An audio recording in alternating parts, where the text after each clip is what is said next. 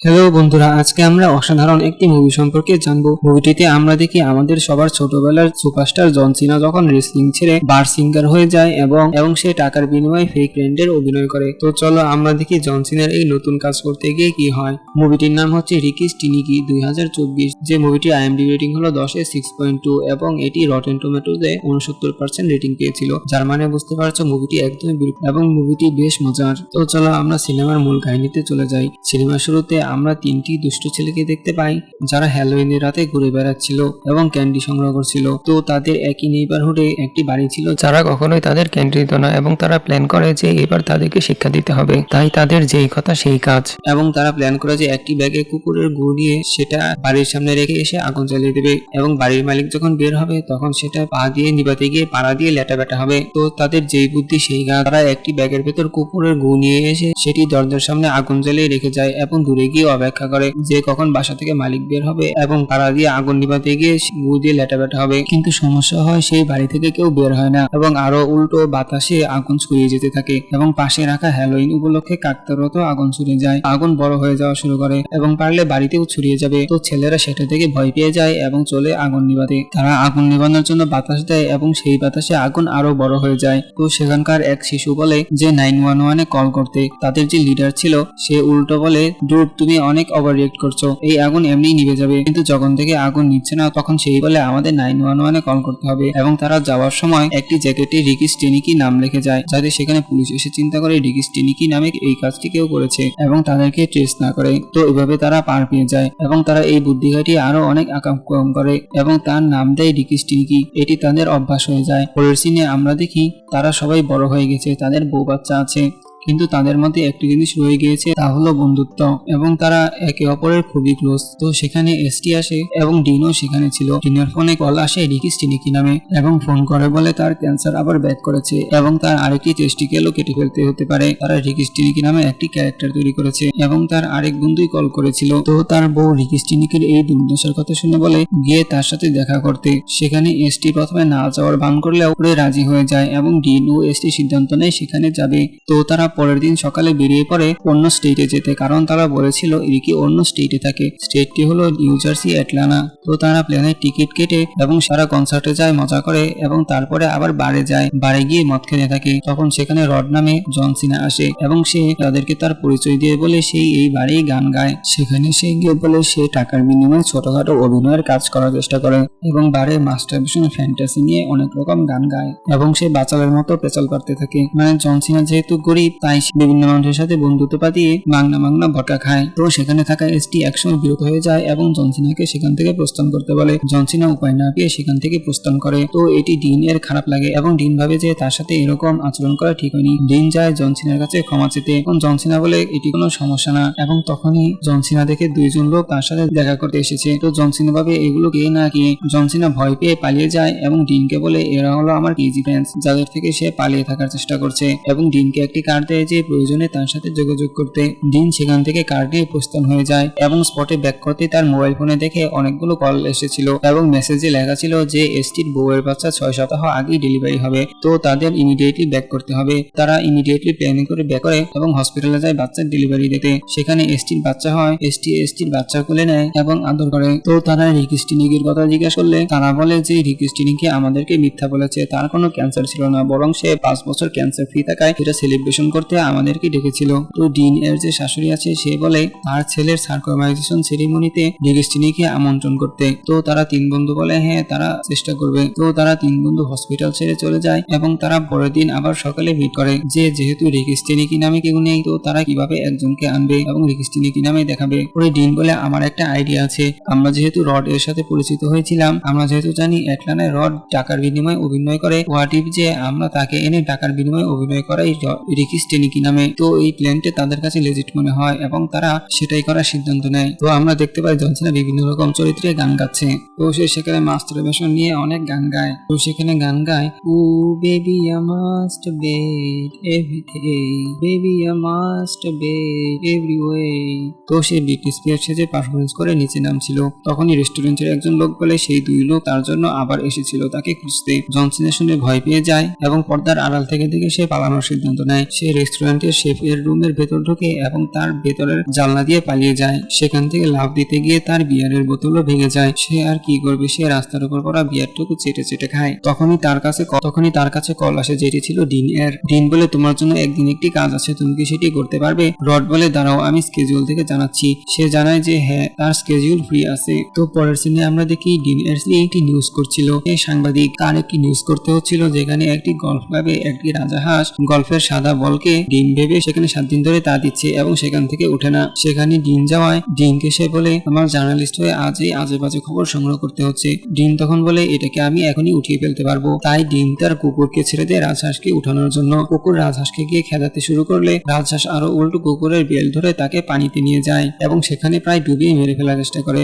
Dean এটা দেখে পানিতে নামে এবং তার কুকুরকে জানে বাঁচায় এবং পরে সেই হাঁস উঠে আবার সেই গল্ফ বলে তা দিতে শুরু করে। তো আমরা এয়ারপোর্টে 3 বন্ধুকে দেখতে পাই, যেখানে তারা জন সিনাকে রিসিভ করার জন্য গেছে এবং জন সিনা এয়ারপোর্টে এসেছে। তো সেখানে জন সিনা বমি করতে থাকে এবং জন সিনা খারাপ অবস্থা দেখে তারা জিজ্ঞেস করে। জন সিনা বলে, সে যেহেতু নেশা করা ছেড়ে দিয়েছে তাই তার এমন অবস্থা হয়েছে। তখন জন সিনা নেশা না করার জন্য তার শরীর খিঁচানো শুরু করে। তো তখন তার লেদার মানিব্যাগ দেয় কামড়ানোর জন্য, সেটা কামড়িয়ে জন সিনার একটু নিস্তার হয়। তো তখন দেখা যায় জন সিনা আবার তার প্যান্টে প্রস্রাব করে দিয়েছে। এটা সম্পর্কে জিজ্ঞেস করলে জন সিনা বলে, তোমরা যা ভাবছো এটা তা না, এটা শুধু প্রস্রাব। তো তারা গাড়ি দিয়ে এয়ারপোর্ট থেকে যাচ্ছিল।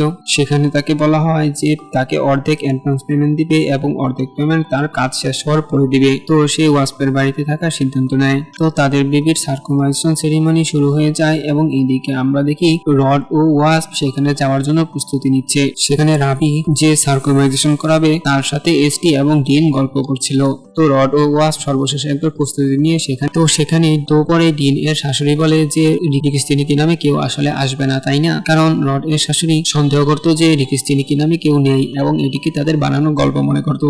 ডিন বলে, না, রিকিস্তিনিকি আসলে পার্টিতে দেরি করেই আসে, ওরা নিশ্চিত যে ও অবশ্যই আসবে। তো সেখানে সারপ্রাইজ দিয়ে রিকিস্তিনিকি ও ওয়াস্প এসে পড়ে। রিকিস্তিনিকি একাই পার্টি মাতিয়ে রাখে। সেখানে সেই গ্র্যান্ড একটা এন্ট্রি করে, সবার সাথে হাই ফাইভ দেয় এবং কুলাকুলি করে তার বন্ধুদের সাথে এবং তাদের আচরণ দেখে মনে হয় তারা সেই ঘনিষ্ঠ বন্ধু। তো সেখানে রিকি ডিন এর বউয়ের সাথে এবং এসটির বউয়ের সাথেও পরিচিত হয় এবং সেখানে ডিন এর বউয়ের কাজিন ছিল যার নাম ছিল কার্লি। কার্লিকে বলে, Curly let down your hair. Curly এই কথা শুনে জন সিনার প্রতি ইনস্ট্যান্টলি পটে যায়। তো জন সিনা সবার সাথে হ্যাং আউট করতে থাকে এবং পার্টি জমিয়ে রাখতে শুরু করে। তো সেখানে জন সিনা এসটির বসের সাথেও দেখা করে, এসটির বসের সাথেও কথা বলা শুরু করে। সেখানে সে মাতব্বরি করে বলা শুরু করে যে তাদের অঙ্গরাজ্যে এরকম ভালো বিজনেসম্যান আছে, এই রাজ্যে তেমন কিছুই নেই এবং এই রাজ্যে অনেক বিজনেস ফার্ম ব্যবসা নামে প্রতারণা করে। যা শুনে বস রেগে যায় এবং জন সিনা বলে, এই চুল আপনার নাকি লাগানো? এসটির বস বলে, না, অবশ্যই এই চুল আমার। তো সেখানে সেই বস তার ব্যবসায়িক জ্ঞান সম্পর্কে রিকিস্তিনিকে অনেক কিছু জিজ্ঞেস করে। রিকিস্তিনিকি চাতুরতার সাথে সেই উত্তর দিতে সক্ষম হয় এবং এটা দেখে বস এর বউ ও রিকিস্তিনিকের প্রতি ইমপ্রেস হয়ে যায়। তো সেখানে জন সিনা যখন বাইরে হ্যাং আউট করছিল তখন এসটির বউ আসে তার সাথে পরিচিত হতে এবং এসটিকে পরীক্ষা করতে তাকে বিভিন্ন রকম কঠিন প্রশ্ন করে। এসটি প্রথমে সেই প্রশ্ন এড়িয়ে যাওয়ার চেষ্টা করলেও উপায়ন্ত না পেয়ে সে সেই কঠিন প্রশ্নগুলোর উত্তর দেয় এবং এসটি শাশুড়ি মুখ বন্ধ করতে সক্ষম হয়। তো সেখানে আমরা একটি মোটা দেখে একজন অভিনেতাকে দেখতে পাই, তো যার সাথে রিকি একসময় কাজ করেছিল। তো রিকি তাকে এখানে দেখে ভয় পেয়ে যায় এবং পালায় এবং ডিনকে গিয়ে বললে ডিন তাকে এক রুমে লুকায় এবং তারা চিন্তা করে সেই লোককে কেটামিন খাওয়িয়ে গান করবে। তারা পার্টিতে উপরের তলায় খেলার ভান করে এবং সেখানে ওই লোক আসায় তাকে বাদামের সাথে ওষুধ খাওয়ানোর চেষ্টা করে। 2টি থ্রো করে বাদাম দেয় এবং তৃতীয়তে ওষুধ মিলতে চেষ্টা করে। তো তখন সে যে বাদাম খেতেই যাচ্ছিল তখন সেখানে হঠাৎ করে রাব্বি এসে সেই বাদাম খেয়ে ফেলে। যেহেতু সেটার স্বাদ অন্যরকম ছিল, সে বলে, আমার মনে হয় আমি একটি খারাপ বাদাম খেয়েছি। তো সেই রাব্বি যখন ছেলের সার্কুমেশন করাতে যায় তখন তার ওষুধ কাজ করা শুরু করে এবং রাব্বি মিসপ্রোনাউন্স করতে থাকে শব্দ এবং সে উল্টাপাল্টা কথা বলতে থাকে এবং রাব্বি অচেতন হয়ে পড়ে অর্ধেক সার্কুমেশন করিয়ে। তো তখন জন সিনা এসে বলে, আমি বুঝতে পারছি সে কে, সে আমার সাথে কাজ করলেও সে আমার পরিচয় সম্পর্কে তেমন কিছুই জানে না, তাই কোনো অসুবিধা নেই। তো তখন কার্লি বলে, জন সিনা তুমি যেহেতু অনেক কিছুই পারো তো মনে হয় জন সিনা এই সার্কুমেশন করাতে পারবে। জন সিনা উপায় নিয়ে পেয়ে সেখানে যায়। সেখানে এসটি তার বেবিকে হসপিটালে নিয়ে যেতে চায় কিন্তু রিকি এই সার্কুমেশন করাতে সফল হয়, যা দেখে সবাই সেখানে রিকির প্রতি অনেক ইমপ্রেস হয়ে যায় এবং খুশি হয়ে যায়। এসটি তার সন্তানের সার্কুমেশন সফল হয়েছে, হাফ ছেড়ে বাঁচে। তো তখন পার্টি শেষে জন সিনা বাড়ি চলে যায়। ওরা তাকে বলে তার সাথে সবাই সময় উপভোগ করেছে। কার্লি আবার বলে, জন সিনা তুমি এক রাত থেকে যেতে পারতে। জন সিনা বলে আমি এক রাত থেকে যেতে পারলে খুশি হতাম কিন্তু আমার বাধ্য হয়ে চলে যেতে হচ্ছে। ডিন বলে সে নাইরোবিতে কিবুলার জন্য কাজ করবে। তো তারা 3 বন্ধু খুশি হয়ে তাকে বাকি টাকাও পেমেন্ট করে দেয় এবং রিকি তাদের থেকে বিদায় নিয়ে চলে যায়। তো আমরা পরে দেখতে পাই সন্ধ্যায় 3 বন্ধু মিলে বারে যায় এবং তারা সিদ্ধান্ত নেয় তারা আর জীবনেও এই রিকি স্টিনি চরিত্র নিয়ে প্লট করবে না। এটি এখানেই শেষ। তো আমরা দেখতে পাই 2 বন্ধু একই অফিসে কাজ করে। তারা যেদিন অফিসে যায় এবং তারা বসের সাথে বৈঠক করছিল, তখন বস বলে সেই রিকি স্টিনিকে জবে রিক্রুট করেছে। তারা এটা শুনতে পেরে অবাক হয়ে যায় এবং আকাশ থেকে পড়ে। তারা দেখে রিকি স্টিনিকে অফিসে জয়েন করতে এসেছে। তো সেখানে এসটি ও ডিন যায় এবং সেখানে বলে, এসো কি তুমি এখানে চাকরি কিভাবে পেলে, তোমার তো কোনো যোগ্যতাই নেই। এবং তারা বলে তাকে চাকরি থেকে রিজাইন করতে। আমরা তোমাকে আর এখানে চাই না, আমরা তোমাকে কাজের জন্য এনেছিলাম এবং কাজ শেষ তো তুমি চলে যাও। জন সিনা বলে ওকে বছরে $250,000 পেমেন্ট করবে, তো সে এখান থেকে চাকরি ছেড়ে চলে যেতে পারবে না। যেটি ও ডিন শুনে বলে যে এটি তাদের বছরের স্যালারি থেকেও বেশি। তো সেখানে আমরা দেখি একই ক্লাবে এসটি ও তার ফ্যামিলিরা গিয়ে মজা করছিল। সেখানে জন সিনাও আবার তেলুভাবে চলে যায়। তো সেখানে আমরা দেখি জন সিনা এবং কার্লি ডেট করা শুরু করে এবং সেখানে এসটি ও ডিনের পরিবারও গিয়েছিল ক্লাবে মজা করতে। তো সেখানে জন সিনা ও কার্লি খুবই ভালো সময় কাটাচ্ছিল। জন সিনা সেখানে বলে যে তার বলা উচিত না, কিন্তু সে মনে করে যে তার চুল কেটে ছোট করা উচিত। কার্লি বলে আমি ভেবেছিলাম সবাই এটি পছন্দ করে, হয়তো সবাই বলে পছন্দ করে, কিন্তু হয়তো তারা অপছন্দ করলেও বলতো না যে তোমাকে এটা ভালো লাগছে না। তো সেখানে হঠাৎ করে কার্লি পড়ে যায় এবং বোলিং বলের মেশিনে তার চুল বেঁধে যায়। এটা দেখে সবাই ভয় পেয়ে যায় এবং কার্লিকে বাঁচানোর চেষ্টা করে। তো তারা অনেক কষ্টে কার্লিকে মেশিন থেকে ছাড়ায় এবং কার্লির উল্টো যেটা হয়, সেখানে সে জন সিনার রাগের বদলে তার চুল যে তার জন্য বিপজ্জনক হতে পারে এটা ভেবে জন সিনার উপর উল্টো খুশি হয়ে যায়। তো পরের দিন যখন কোম্পানির বোর্ড মিটিং হচ্ছিল, তখন জন সিনা বস এর ভিডিও করছিল, যা ডিন থেকে সুযোগ নেয় এবং তাকে কঠিন প্রশ্ন করে এবং জন সিনাকে উত্তর দিতে বলে। রিকি অপ্রস্তুত হওয়া সত্ত্বেও চালাকি করে উত্তর দেয়। সে বলে আমাদের কোম্পানিতে ফ্রি দেওয়ার অফার চালু করা উচিত যাতে আমাদের সেলস বাড়বে। তো এই আইডিয়াটা তার বসের পছন্দ হয় এবং রিকিকে প্রমোশন দিয়ে ডিন ও এসটির বস বানিয়ে দেয়। তো এটা দেখে এসটি ও ডিন খুবই ডিপ্রেস ছিল। তারা যখন অফিসে মিটিং করছিল, এটা নিয়ে আলোচনা করছিল, তখন দেখে জন সিনা তাদের বন্ধু ওয়াসকেও চাকরি দিয়েছে। বলে তোরা 2 বন্ধু আমাকে এতদিন একটা চাকরির ব্যবস্থা করতে পারলি না, আর রিকি আমাকে একদিনই চাকরি দিয়েছে। রিকি তো আমার আসল বন্ধু। তো জন দেখায় আমি বসের ভিডিও করেছি এই জন্য যে বস যেন কি ঝাঁকাচ্ছে এরকম মনে হয়, যেটা অনেকটা আমি বললাম না, তোমরা বুঝে নিও। এবং সে সেটা বসকে দেখাবে। তো এটা তার বস দেখে এসটি ও ডিনকে তার অফিসে ডেকে নেয় এবং তাদের বলে তোরা 2 ঘন্টা আমাকে এতদিনে এটা বলতে পারলি না আমার হাতের এরকম বাচ্চা গেস্টটা নিয়ে। আমি যখন পাবলিকের সামনে এটা করি তখন আমাকে নিয়ে তো মজা করবেই, আর আমার কোম্পানির সেলস কিভাবে বাড়বে। ক্রিস্টিনিকির বেতন আরো বাড়িয়ে দেয়। ডিন তাকে অফিসের স্টোর রুমে নিয়ে গিয়ে বলে তুই মিথ্যা বলে এখানে চাকরি নিয়েছিস, তোর চাকরি করার কোনো যোগ্যতাই নেই, তোর উচিত এখান থেকে চলে যাওয়া। রিকি এখানে বলে আমি সারা জীবন কষ্ট করেছি, কিন্তু আমি বর্তমানে একটা ভালো জায়গায় আছি, আমি এটা কখনোই ছাড়তে পারবো না। ওয়াসপের সাথে বাড়ি গিয়ে চিল করছিল, তখন সেই ঘটনা বলায় ওয়াস বলে রিকি একটি রিয়েল লাইফ লিভিং করছে, আর তুই এত ভালো থাকা সত্ত্বেও একটি মিথ্যা নিয়ে বাসছিস।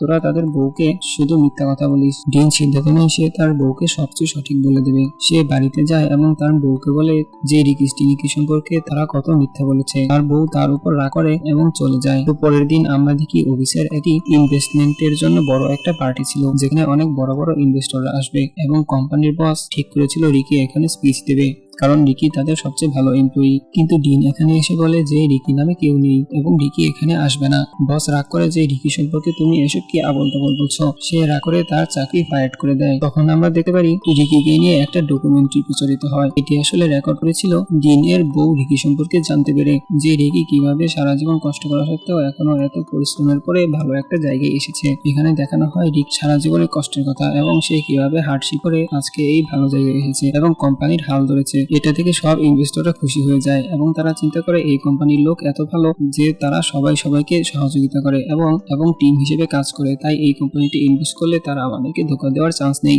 ইনভেস্টররা খুশি হয়ে তাদের কোম্পানিতে ইনভেস্ট করার সিদ্ধান্ত নেয়। তো এর মধ্যে আমরা দেখি রিকি তার নব্য গার্লফ্রেন্ড কারাকে নিয়ে অফিসের পার্টিতে এসেছে এবং সেও এই ডকুমেন্টারি দেখছে। সো ডিনের বউয়ের এই নিউজ করা দেখে বস খুশি হয়ে ডিনকে আবার চাকরিতে নিয়ে নেয়। তো ডিন তার বউকে গিয়ে জিজ্ঞেস করে তুমি রিকি স্টিনিকির ব্যাপারে এত কিভাবে জানলে। আর জার্নালিস্ট বউ বলে তুমি আমাকে যখন বলেছিলে যে রিকি স্টিনিকি নামে কেউ নেই, তাকে নিয়ে তোমরা অভিনয় করছো, তখন আমি রিকি স্টিনিকির সাথে যোগাযোগ করে তার লাইফ সম্পর্কে তোমার বসকে জানাই। তোমার বস যোগ্যতা না থাকা সত্ত্বেও চাকরি নিয়েছে। এই ব্যাপারটা না দেখে নিকির কষ্টের পর ও সাফল্য দেখে সে তার একটি ডকুমেন্টারি বানাতে বলে। তারপর আমরা দেখি পার্টিতে সেই 2 লোক এসেছে এবং ডিন ভাবে যে এই 2 লোক হয়তো নিকিকে মারতে এসেছে, তাই সে তাদেরকে থামাতে গেলে সেই 2 লোক আরো ডিনকে মেরে ফেলে দেয় এবং তারা নিকিকে বলে, আমরা সিঙ্গার হিরো আলমের লোক এবং তুমি তোমার বাজে গলায় হিরো আলমের গান গাওয়া। হিরো আলম বিরক্ত হয়েছে এবং সে আদালতে লসুট ফাইল করেছে। এটা আদালত থেকে ওয়ার্নিং, আর তুমি যদি আবার এরকম গান করো তাহলে কিন্তু আদালতে জরিমানা দিতে হবে, আর কখনো এরকম গান করবে না। নিকি জানতে পেরে বলে, আচ্ছা আচ্ছা আর গান করবো না, আর গান করার আমার দরকারও নেই, আমি সরি বলছি। তো অফিসে পার্টিতে বার কর্নারে নিকি সেই 3 বন্ধুকে গিয়ে বলে, দেখো আমার একটা ভালো প্ল্যান আছে, আমি কিছু ভালো কাজ করতে চাই, আমি আমাদের পাশের নদীটি পরিষ্কার করতে চাই। তো তখন 3 বন্ধু সিদ্ধান্ত নেয় যে হ্যাঁ তারাও এই পরিষ্কারে থাকবে তার সাথে, এবং পরে অফিসে পার্টি জমে যায়, সবাই পার্টি করে, নাচে ও গান গায়। এবং সিনেমা শেষে আমরা দেখতে পাই নিকি ও ফিল্মের হোল ক্রু সেই নদীটি পরিষ্কার করছে, যেটি একটি ফ্যাক্ট যে তারা সত্যি সত্যি ওই নদীটি পরিষ্কার করেছিল। তো তোমাদের সিনেমাটি কেমন লেগেছে আমাদেরকে জানাবে, কমেন্ট করতে ভুলবে না। এবং আমি অনেক কষ্ট করে ভিডিও তৈরি করি, প্লিজ সাবস্ক্রাইব করবে এবং লাইক দিবে এবং কমেন্ট করে জানাবে ছবিটি তোমাদের কেমন লেগেছে। তো গাইস সবাই ভালো থাকে, টাটা বাই বাই।